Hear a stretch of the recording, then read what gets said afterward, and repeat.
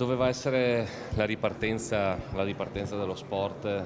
Abbiamo dovuto prendere atto che non ci sono le condizioni di sicurezza per poterci trovare in 50.000 persone in Prato della Valle e quindi abbiamo purtroppo, dopo grande riflessione, abbiamo deciso che forse era meglio posticiparla.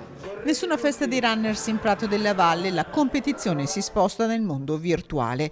Inedita versione per la Padova Marathon 2020 che dopo un primo rinvio da aprile al 20 settembre si correrà sulle strade di Padova e dei comuni coinvolti il 18 aprile 2021.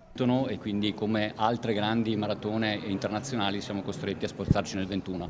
Però abbiamo pensato di studiare questa nuova formula che va un po' al passo dei tempi, lasciatemi dire, con questa virtual edition, di modo che ognuno potrà correre dove vorrà e come vorrà, con 4 distanze che sono 5, 10, 15 e 20 e poi confluire tutto in una grande classifica virtuale e quindi ognuno si potrà comunque confrontare con la persona che può essere padovana o comunque di qualche altra parte d'Italia in questa classifica virtuale. Coglieranno fondi che verranno destinati al centro servizi volontariato. È un modo per mantenere viva questa idea della maratona che però dà l'appuntamento al 18 aprile del 2021 e quindi siamo fermamente convinti che finalmente ripartiremo. Le iscrizioni saranno possibili sul portale Endu o dal sito della Padova Marathon.